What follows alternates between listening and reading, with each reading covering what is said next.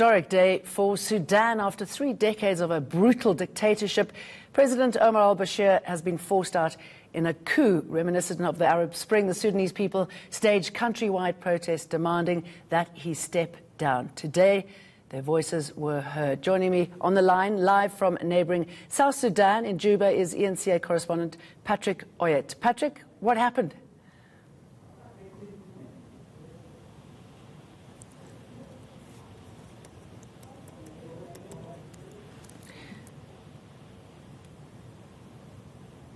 Patrick, I know there's a horrible delay, but I'm just wondering if you heard me there. Yes, the military has actually taken over, as you rightly say. They have forced President Omar al-Bashir out of power.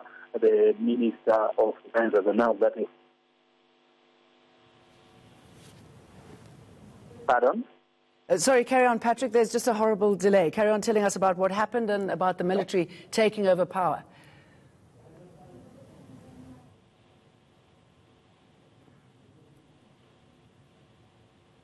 They will run a transitional government for 2 years. Thereafter, an election would be held and they would hand over power to the civilian.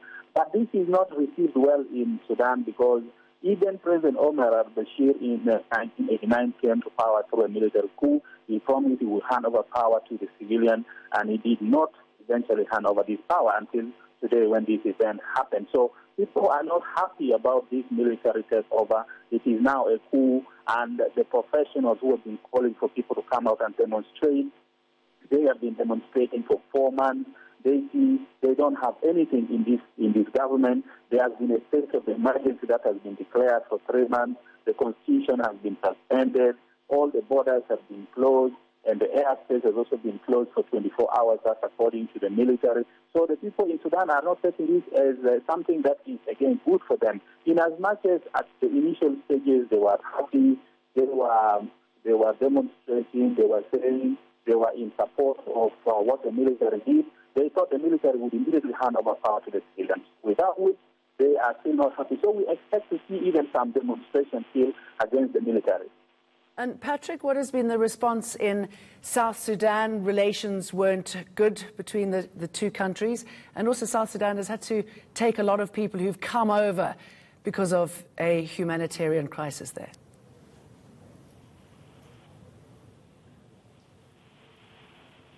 Yes, the removal of al-Bashir from power, of course, affects the whole of East and Central Africa, because President Omar al-Bashir has been very active in brokering peace deals for Central African Republic and also for South Sudan. The current peace deal, which is being implemented, he played a very big role in brokering that peace, and also the opposition leader and former Vice President Dr. Riek Machar, of course, is still living in Khartoum. He had some role that he still had to play. And, of course, today there was also supposed to be a meeting of the Joint Monitoring and Evaluation Commission here in South Sudan. That meeting brings together all the parties to the peace agreement. But the meeting had to be postponed because the government here said they could not go ahead sitting for a meeting talking about peace when the man who actually brokered the peace deal was in trouble and they were not sure of his health or his whereabouts. So effect is really on South Sudan, and even the fact that the oil which is in South Sudan flows through Sudan to Port Sudan and then to the international market. So the government here is very, very concerned because the oil money is what actually helps or finances 98% of the budget here. So they are hoping that with all that is happening in Khartoum, the pipelines that take the oil to Sudan would not be tampered with, and the situation would be resolved as soon as possible so that peace actually prevails and relationship is built between the two countries. So, yes, the effect is really on South Sudan as well. And Patrick, briefly, if you will, I mean, the conditions in Sudan are no better, are they? I mean, people have been protesting because of the increase in price in basic foodstuffs. So where's this going to leave them?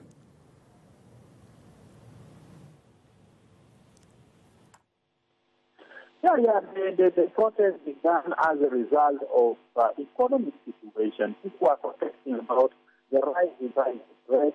As well as the rise in fuel prices. And of course, the problem came because of partly secession of South Sudan from Sudan, because when South Sudan seceded from Sudan, they went with a lot of oil, and there was a lot of suspicion between Sudan and South Sudan, so the oil business was not going well. In 2012, the South Sudan decided to shut down oil production. Immediately when they opened the oil production, there was this civil war in South Sudan, which began in 2013. This also affected oil business. Some oil fields were destroyed. Reporting from Juba. Thank you very much. Still ahead, Vita Bezuidenhout talks State of the Nation.